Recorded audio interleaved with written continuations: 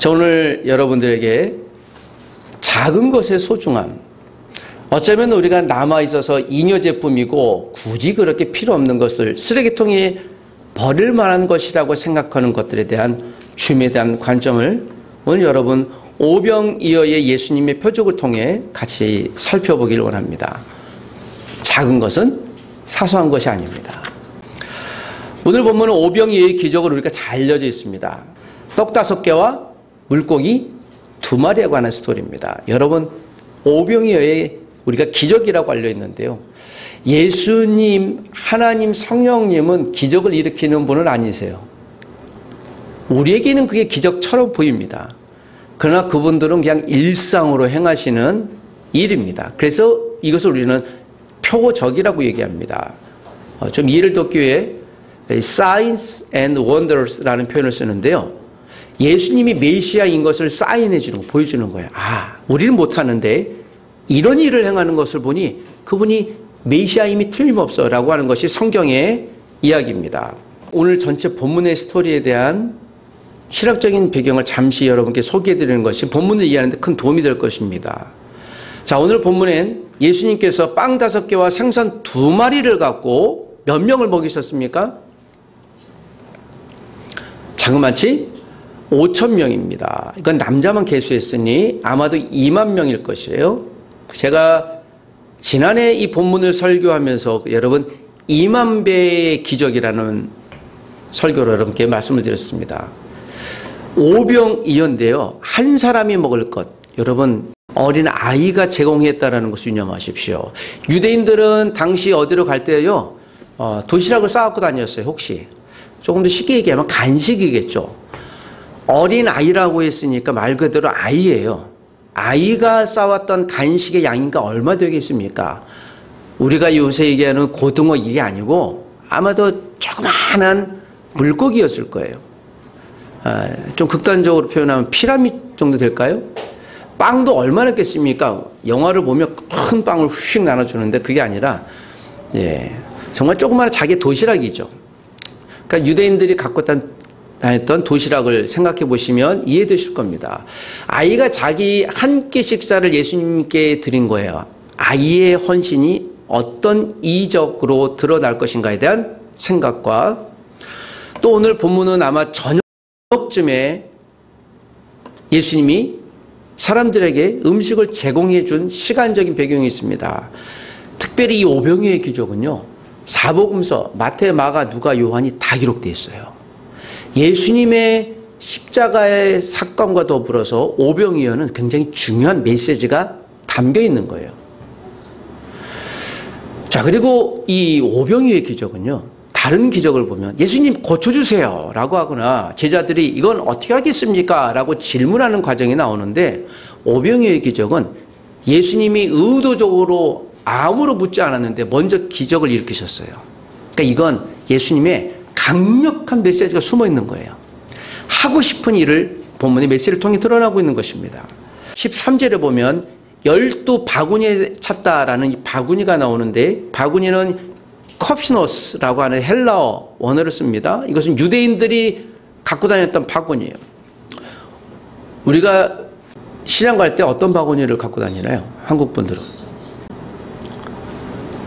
저는 시장 갈 때 늘 챙기지는 않지만 제 학교에서 받은 그 바구니가 이렇게 있어요.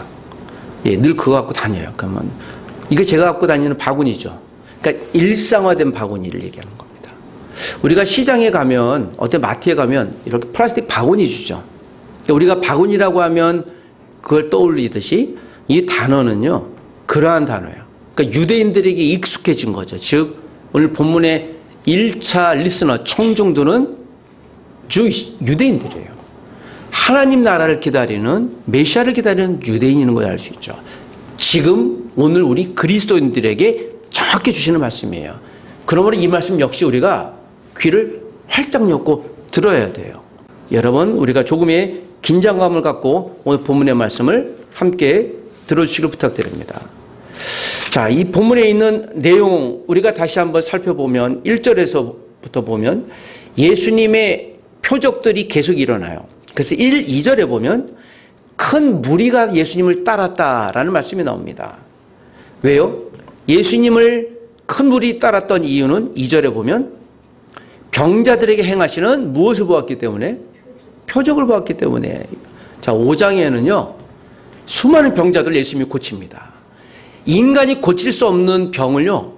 고치세요. 중풍병자든지 또는 걷지 못하는 사람이든지 인간이 거치지 못하는 예수님이 하셨던 중요한 3년의 사역 가운데 약 80% 정도가 병자들 고치는 사역이었어요. 지금으로 얘기하면 예수님은 유능한 의사예요. 그런데 특별히 효능감이 있는 불치병을 고치는 유일한 의사예요. 그러니까 여러분 어떻게 하겠습니까? 전국에서. 여러분 우리도 어떤 위급한 문제가 있으면 어떻게 합니까? 누굴 찾아요? 도움 줄 수 있는 사람을 찾아요. 우리가 아프면 어딜 가요? 병원을 갑니다. 근데 이게 안 낫네요. 근데 불편해요. 어디를 갑니까? 제가 허리 디스크 환자를 어제도 또 만났는데 이렇게 보면서 이야기를 하는데 이 병원 갔다가 이게 안 나오면 어디로 가요?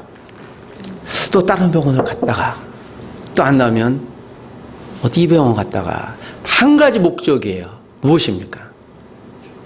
낫고 싶은 거예요. 그게 목적이에요. 의사 좋아서 하는 게 아니에요. 시간 내서 가요. 그래서 여러분 아프기 전에 관리해야 돼요. 믿음은 관리하는 겁니다. 관리는, 사랑은, 관계는 관리하는 거예요. 자, 오늘 본문에 있는 설명에 큰 무리가 예수님을 쫓았다라는 것을 주목하십시오. 그들은 예수님의 표적을 보고 왔어요. 와, 예수님 신비하다. 그에게 가면 내가 무엇인가 좋은 것을 얻을 수 있겠다는 기대를 가졌습니다. 그들의 기대는 옳은 것이었을까요? 틀리지 않았습니다. 그러나 그들은 한 편만 봤습니다. 아직 예수님이 메시아인지 몰라요. 확인하고 싶었던 거예요. 자, 그런데 4절 5절 보면 한 가지 스토리가 시작이 됩니다. 예수님은 그렇게 따라왔던 사람들이 갈릴리 바다 건너편이니까 갈릴리 바다 건너편은요. 산이 주로 이루어져 있어요. 산. 들로 이루어져 있죠. 그래서 이 본문의 배경에 갈릴리 바다 건너편으로 바다를 건너갔는데 거기에 무리들이 따라왔어요. 2만 명 정도가. 여러분 2만 명이라면 이 당시 인구가요 20만 명이었으니까 요 당시 유대인들 요 근방에 살았던 인구들이 아마도 추측하기로는 한 15만 밑으로 봐요. 2만 명이면요 인구 5분의 1 뭐 조금 더해서 그렇게 집단적으로 움직인 거예요. 그러니까 여러분 교통도 막히고 뭐 그랬겠죠. 그러니까 뉴스예요. 빅 뉴스예요. 그러니까 예수님을 많은 사람들이 주목하고 있는 상황인 것입니다. 자, 그렇게 해서 갔는데 이게 저녁쯤 되고 또 날도 어두워져 가고 예수님을 따랐던 사람들이 도시락을 준비 못했던 것 같아요. 그러니까 당황한 거죠. 그래서 이 5절에 보면 예수님이 눈을 들어 큰 무리들이 자기에게 오는 것을 보시고 이 사람들을 어떻게 먹일까? 자, 떡에 관한 문제를 먼저 이야기하십니다. 그랬더니 6, 7절에 빌립이라는 사람이 얘기하죠. 빌립은 예수님을 신실히 따랐던 사람입니다. 나중에 빌립 집사님이 에디오피아 내시나 아주 신실한 주님에 따르는 제자가 되었지만 아직까지도 믿음이 그렇게 창궐하지 못했어요. 예수님은 특별히 빌립을 주목해서 먼저 얘기했어요. 그러니까 빌립의 믿음에 지금 성장을 원하셨던 것이죠. 빌립아, 어떻게 하면 되겠니? 라고 물으니 빌립은 어떤 대답을 해요? 7절에 이 사람들을 조금씩 떡을 줘도 어떻게 해요? 200데나리온의 떡이 부족하리다. 여기서 빌립의 센스를 우리가 볼 수 있어요. 빌립은 어떤 사람입니까? 예, 계산이 굉장히, 그래서 인간 칼큘레이터, 인간 계산기예요. 그러니까 계산적인 사람이라는 걸 여기서 등장시키는 거예요. 정확히 이기적인 사람이에요. 예수님을 따랐던 이유는 내가 그에게서 뭔가 얻을 떡고물이 있으니 따르는 거예요. 그러니까 이익으로 본 거죠. 여러분, 우리가 예수님을 믿는 것은 이익인가요? 전혀 이익이 아니죠. 그러나 이익보다 더 큰 유익이 있어요. 자, 빌립이 먼저 대답했습니다. 몇 데나리온? 그래서 200데나리온 때문에 우리가 이 당시 사람들을 정확히 유추할 수 있는 거예요. 200데나리온이 이당 1데나리온이 이 당시 한 사람의 성인의 노동 싹시거든요. 요 근래 우리 하루 일당은 얼마인가요? 보통 8에서 10만 원 정도 잡습니다. 이걸 또 2만 명분을 사오는 것도 문제. 그게 어디 있겠습니까? 근데 돈도 필요하고요. 그리고 끝납니다. 아, 예. 빌립은 그런 사람이구나. 계산적인 사람이구나. 그때 8절에 제자 중에 한 사람 안드레가 제안합니다. 여기 한 아이가 있는데, 아이는요, 말 그대로 아이예요. 지금으로 나이를 따져보면, 이거 파이데온인데요. 아이가 10살 밑에 아이예요. 걸어 다닐 정도가 되니까 아마 5살에서 10살 밑에 진짜 초등학교 아이잖아요. 이 아이가, 여러분, 아이의 행동을 주목하십시오. 안드레에게 와서, 안드레가 아이가 준 떡 5개와 물고기 2마리가 있습니다. 라고 예수님께 가져와요. 여기서 다른 복음서에서 비교한 내용을 보면 이 아이는 자발적으로 이걸 예수님께 드렸어요. 지금 예수님이 이런 광경을 지켜봤던 것 같아요. 떡이 어디 있을까? 고기가 어디 있을까? 먹을 것이 어디 있을까? 하는데 아이가 이것을 상황을 목도했던 것 같아요. 여러분, 어른들은 이 정황을 보면 어른들 주머니에도 도시락 갖고 온 사람이 있었을 것이에요. 아이가 지금 자기 주머니를 털어요. 그 냄새나고 꼬기 꼬고 손때 묻은 걸 갖고 아마도 이렇게 예수님 드시라고 그랬겠죠. 그러더니 여기 요거밖에 없는데요, 먹을 것은요? 라고 이야기합니다. 자, 여기까지가 오늘 본문에 있는 실제 상황 스토리입니다. 여러분 당황했겠죠. 우리가 식당에 갔는데 갑자기 2만 명이나 되는 사람들이 식당. 여러분, 우리 서울에서 2만 명 한꺼번에 먹을 수 있는 식당이 있나요? 여기 대학교 광장에 가면 갈 수 있겠죠. 그럴 데가 없겠죠. 그러니까 고민이 된 거죠. 또 돈도 없어요. 어떻게 먹이겠습니까? 위급한 상황이에요. 이때 예수님께서 10절에 사람들로 앉게 해라고 그래요. 여러분, 아직 예수님이 표적을 일으키지 않았어요. 예수님이 일단 앉게 해라고 제자들에게 얘기합니다. 그래서 군데군데 사람들에게 잔디가 많다, 풀이 많다. 여긴 잔디로 표현했지만 우리가 볼 수 있는 축구장의 잔디가 아니고요. 그냥 풀이에요, 풀. 풀밭에 앉아라. 앉힙니다. 개수를 눈대중을 하다 보니까 5천 명, 그러니까 2만, 3만 명 사이 됐을 것입니다. 이때 예수님이 이 떡을 가지고, 고기를 가지고 사람들이 보는 앞에서 축사합니다. 이만한 게 아니고 그냥 손에 들었을 거예요. 이걸 갖고 축사합니다. 오 하나님, 여기에서 저 백성들을 먹여주십시오. 라고 기도하죠. 그리고 11절에 어떻게 나눠줍니까? 11절 한번 읽어보십시다. 사람들이 얼마큼 먹었을까? 11절 다 같이 시작. 예수께서 떡을 가져 축사하신 후에 앉아있는 자들에게 나눠주시고 물고기도 그렇게 그들의 원대로 나누시라. 얼마큼 먹었다고 사람들이? 원하는 만큼이에요. 좀 더 주세요. 리필하는데요. 끝까지 먹어요. 여러분, 식당에 가서 김치 리필 몇 번 하면 해주십니까? 한 번 해주고, 2번, 3번까지는 해주면 4번째는 그때 눈총 받죠. 5번, 6번 하면 다시는 식당 못 올 수 있어요. 저 사람만 만나. 예, 한국이 뭐 리필을 잘해준다고 하지만 기껏해 2-3번인 거예요.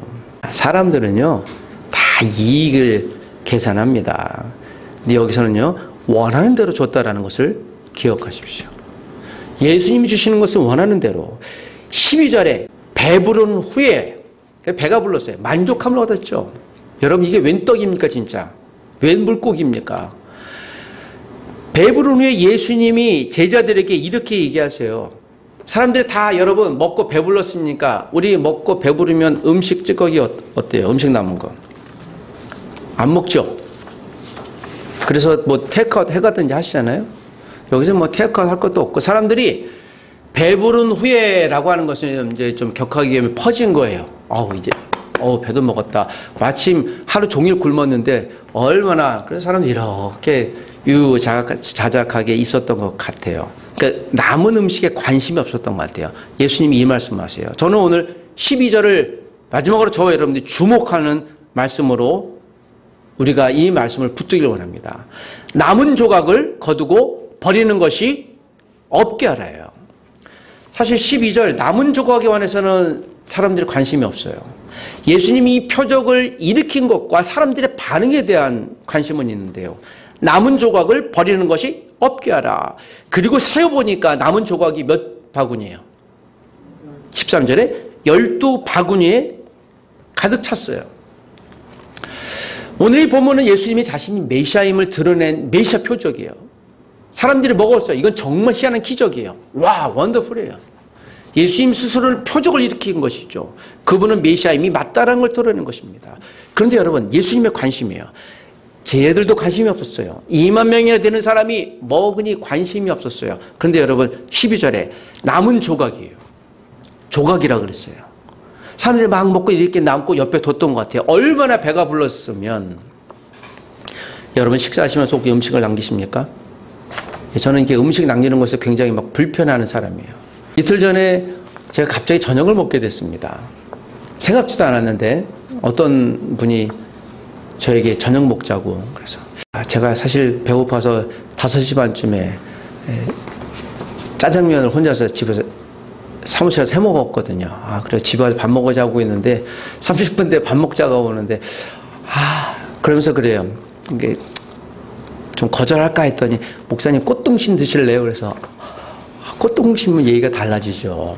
속으로 안 먹고 있었어요. 저녁을 얼마나 기다렸는데요. 바로 넣었습니다. 여러분 30분 만에도 꽃등심은 넘어가더라고요. 그래서 갔습니다. 꽃등심 먹고 이제 세 분이 저하게 즐겼습니다. 그때 한 여성분이 저에게 이게 잘라줘요. 그래서 고기를 이렇게 살덩이를 옮겨줍니다. 그러면서 비계는 다 잘라버리고 살코기를 옮겨주는데 그런데 여러분 제 관심은요. 제 식성을 아시는 분은 알겠지만 저는 살코기보다 비계를 좋아해요.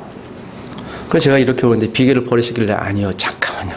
그것도 좀 이렇게 목사님 이건 비계인데요. 그래서 전 비계를 사랑합니다.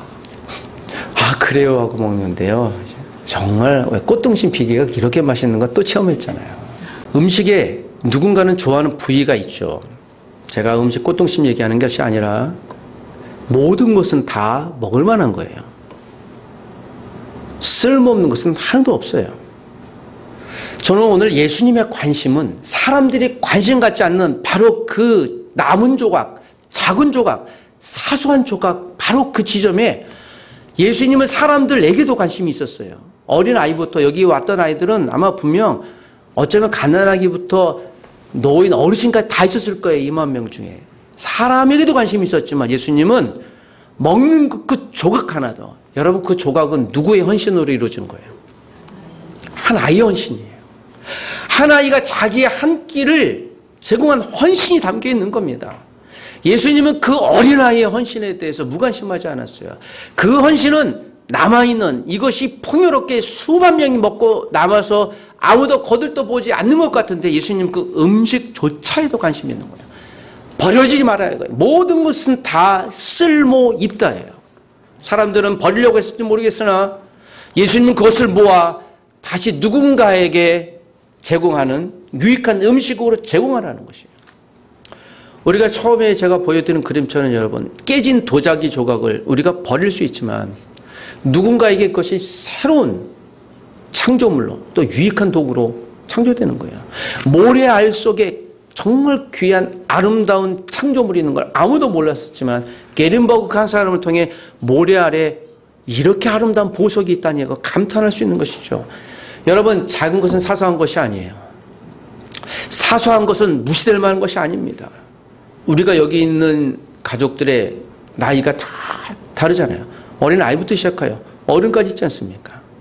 여러분 이 중에 누가 귀합니까? 누가 소중한가요? 여러분 남성이 소중합니까? 여성이 소중합니까? 아이가 소중합니까? 어르신이 소중합니까? 누가 더 소중합니까? 모든 사람들 다 소중하죠. 한 가지예요. 우리 안에 생명이 있기 때문인 것이죠. 우리가 살면서 한물 갔다라고 느껴질 때도 있습니다. 여러분 혹시 나는 이제 한물 갔네 라고 느껴지는 경우가 있으십니까? 어떤 역할을 잘 감당하고 우리가 잘 퇴장하는 것도 지혜로운 것은 맞아요. 그러나 이제 내가 여기서 한물 갔네 라고 느껴지는 그런 나이 때일지라도 하나님은 우리를 한물 간 것처럼 여겨지는 그 순간에도 새로운 것을 준비하셔서 또 새로운 인생으로 우리를 만드시고 준비하시는 분이라는 것을 우리가 놓치지 말아야 될 것이에요. 우리를 다 써버린 소비된 존재로 보지 않고 하나님은 한 미션을 두고 그렇게 잘 사용한 사람들을 통해 또 다른 곳으로 인도하시는 것이에요. 처음에 기도 부탁드렸던 우리 안대인 선교사님이 처음에는 저 시국에 있다가 추방당해서 몽골로 갔습니다. 그래서 쫓겨나니까는 참 어떠세요? 뭐 그러면서 좀 할 수 없이 뭐 신분에 대해서 정체성을 밝힐 수 없어서 이제 몽골로 갔다가 몽골에서 다시 본부에서 여기 말고 이쪽으로 가야 됩니다. 그래서 또 카자흐스탄으로 또 가세요. 그러면서 야 진짜 떠돌이 인생이다. 그런데 목적은 한 가지예요. 제가 그런 얘기를 했습니다. 그러지 말고 그냥 국적을 몽골로 바꾸면 편하지 않겠어요? 그랬더니 그분이 얘기해요. 내가 기대하고 소원하는 민족은 저 C국인데 내가 저 국가로 국적을 바꾸지 않는 이상 다른 국적을 하지 않겠습니다. 왜냐하면 그쪽에 선교 일을 하니까 저는 훨씬 더 유리하다고 봤거든요. 충분히 그런 분들도 있고요. 여러분 우리가 국적을 바꾸든 안 바꾸든 제가 그분을 통해서 한 가지 목적이 변하지 않아요. 내가 사랑하는 그 민족을 위해 성경을 번역하리라고 하는 그 한 가지 일편단심에 자기 인생을 건 거예요. 25년 이상을 건 거예요. 아무도 근데 알아주지 않아요. 그리스도인은요, 한 명 얻었어요. 제가 알기로. 여러분 25년 동안 그리스도인 한 명 얻었는데요. 그런 분이 계세요. 그리고 성경을 번역하는 거예요. 자기 인생을 바치는 거예요. 그 자녀들도 있어요. 그냥 드리는 거예요. 뭐 그렇게까지 그런 분들이 있기 때문에 우리 오늘 여기가 있는 거예요. 한국이 처음 선교사들이 들어왔을 때 전 세계 선교 역사상 가장 위대한 일 중에 하나가 선교사들이 한글로 된 성경을 갖고 있었어요. 지금 중국 심양에 있는 어느 교회에서 존 로스 선교사님이 성경을 번역했어요. 그 한 사람의 헌신이 지금 우리가 있는 이유 중에 하나예요. 한 사람의 헌신은 절대 약하고 작은 게 아니에요. 오늘 저와 여러분의 예배, 한 분 한 분의 예배가 여기에 10명이 모이든 그 이상으로 모이든 하나님은 양에 대한 관심이 없어요. 그 한 사람이 여호와 하나님에 대한 관심을 갖고 이 자리 예배자로 와 있느냐에 대한 중요한 것이죠. 오래된 것은 낡은 것이 아니에요. 농축된 것입니다. 여러분 용량이 큰 배터리는요 100% 충전하려면 시간이 더 걸릴 뿐이에요. 오랜 경험은 꼰대가 아니라 농축된 에너지를 갖고 있는 도구예요. 고린도후서 5장 17절에도 그런즉 누구든지 그리스도 안에 있으면 새로운 피조물이라. 이전 것은 지나갔으니 보라 새 것이 되었도다. 여러분 사람이 잘 변합니까? 잘 모르시겠죠. 내가 잘 혹시 변하셨나요? 아니죠. 우리 부부도 결혼한 부부도 그런 말 하잖아요.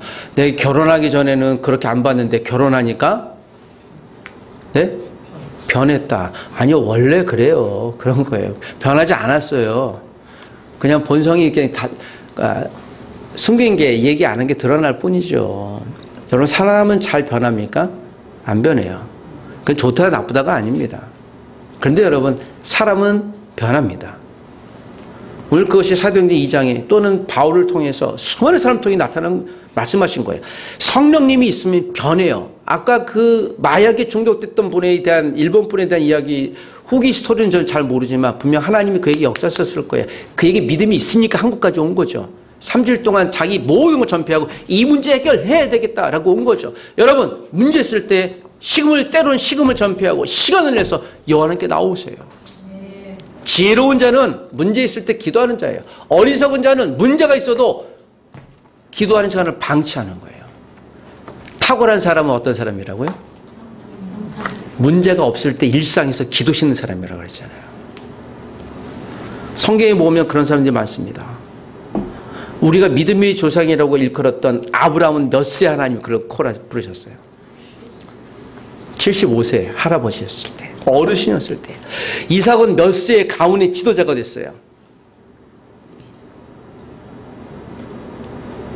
이삭을 아브라함이 몇 세에 낳았습니까? 100세에 낳았잖아요. 아브라함이 175세 죽었어요. 75세에 드디어 이삭은 가문에 가장 노릇했어요. 그동안 아버지께 아버지 용돈 주세요. 75세까지 타고 다녔던 사람이에요. 야곱은 130세에 비로소 영적인 눈이 밝아졌어요. 비로소.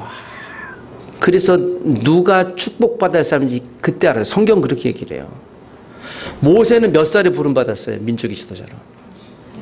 지금까지 얘기한 사람 다 어르신이에요. 80세. 여러분 80세 되기 전까지 내 인생에 황금기가 왔다고 얘기하지 마세요. 그때까지 살아셔야 됩니다. 심지어 여호수아는 몇 세에 가나안에 들어갈 때 리더가 됐어요. 93세 4세라고 그랬잖아요. 청년 여호수아가 아니라 그랬잖아요. 어르신 여호수아예요. 예수님은 몇 세에 부름받았습니까? 공생애를. 30세예요. 30년 동안 그리고 3년을 황금처럼 살다가 그의 소명을 다 이루신 것이죠.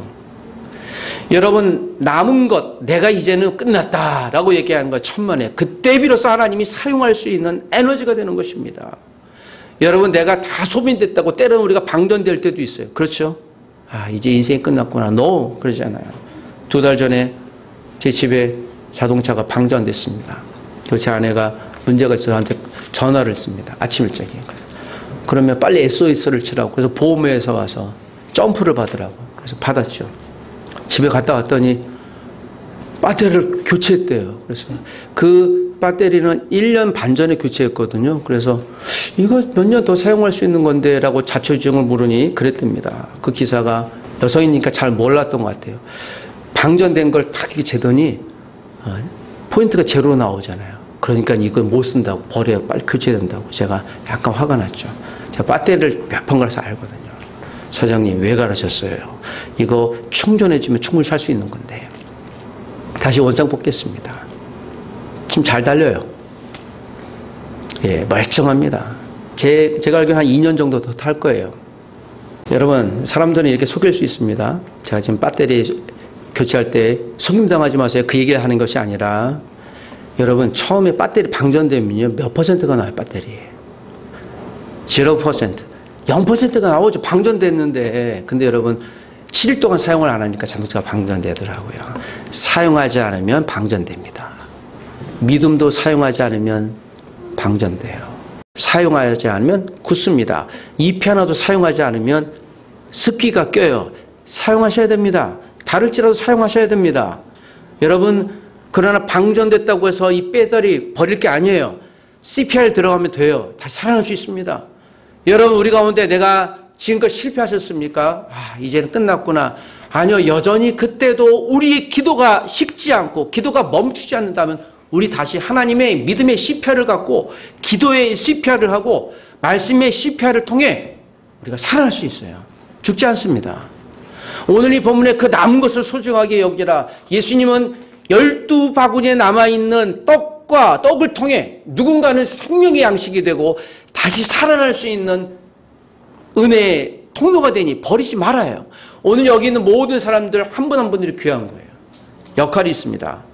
여러분 우리가 작은 아이부터 시작하여 모든 어르신까지 귀한 자들이에요. 오늘 이 시간 예배하는 시간도 귀한 시간이에요. 어린 아이처럼 우리가 헌신하러 이 곁에 왔습니다.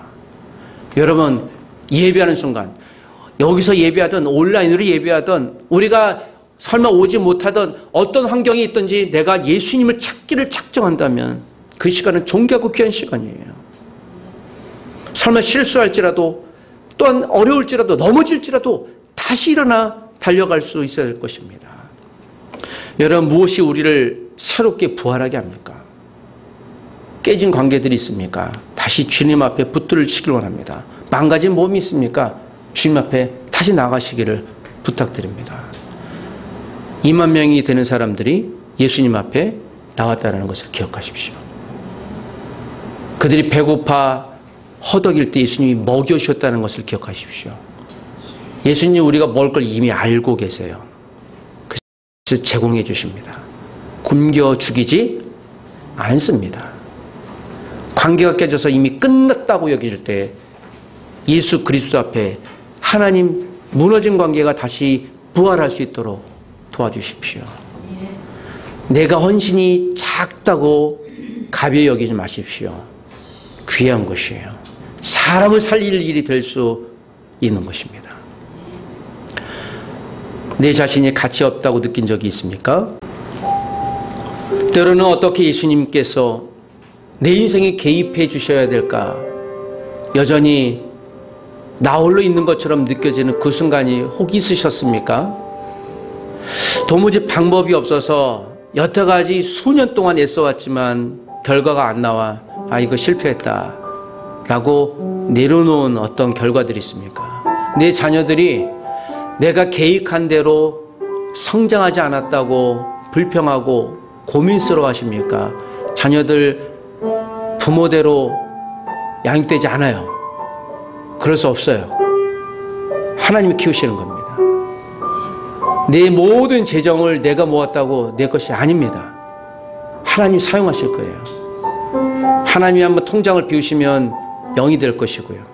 채우시면 채우실 거예요. 하나님이 쓰실 용도가 있는 거예요. 한 아이가 하루 종일 굶었지만 마지막 자기 도시락을 예수님께 헌신했던 이 아이, 그의 아이의 이름은 기록되지 않았지만 아이의 헌신이 수만 명을 먹여 살렸다면 저와 여러분의 그 작은 기도, 아이 같은 기도가 이 민족을 살리지 않을 이유가 무엇이겠습니까? 우리 교회를 살리지 않을 이유가 무엇이겠습니까? 저와 여러분의 가치 있는 믿음의 사람으로 이 한 주일 동안 주님이 부활케 하시고 새 생명을 주시고 은혜로 살리실 것을 믿고 주님이 주시는 승리로 살아가시길 부탁드립니다. 쓸모없는 것처럼 여겨지나 주님은 놀랍게 부활시켜 그곳에 생명을 심는 우리의 메시인 줄 믿습니다. 여러분 그 주님을 바라보며 한 주일 동안 승리하시기를 부탁드립니다. 기도하십시다. 하나님 아버지, 오늘 이 시간 주신 말씀을 우리가 붙들고 수만 명의 굶주림을 알고 채워주시는 우리 아버지 하나님의 사랑과 관심을 우리가 기억합니다. 하나님, 내가 부족하고 내가 채워줘야 될 것이 여전히 비어있고 하나님의 내가 깨져있는 상태에서 회복할 수 없다라고 하는 좌절된 가운데 있는 가족들이 있습니까? 주여, 그 가운데 찾아가 주시고 채워주시고 부활시켜 주시옵소서. 나의 배고픔을 아시는 주님, 오늘 이 자리에 주신 말씀처럼 내가 그 모든 것들이 채워졌을 때 남아있는 12광줄이 남아있는 것이 헛되이 쓰임되지 않도록, 헛되이 버려지지 않도록 관심 가지라고, 그것이 누군가를 위한 생명의 양식이 될 것을 말씀해 주셨던 것처럼 오늘 이 자리에 있는 한 분 한 분들의 헌신과 애씀과 기도가 누군가를 살릴 수 있는 기도가 되며 누군가를 회복할 수 있는 통로가 될 줄 믿습니다. 우리는 무가치한 존재가 아니라 가치 있는 하나님의 생명을 갖고 있는 주의 자녀인 줄을 믿고 우리가 생명이 붙어있는 한 여호와 하나님의 말씀을 붙들게 하시고 누군가를 살릴 수 있는 은혜 통로가 되게 하여 주시옵소서. 이 민족의 교회가 생명 있는 교회가 되게 하시고 사람이 영혼을 살리는 교회가 되게 도와주옵소서. 나보다 남을 낮게 여기며 섬기는 교회 성도가 되게 하여 주시옵소서. 예수님의 이름으로 기도합니다. 아멘.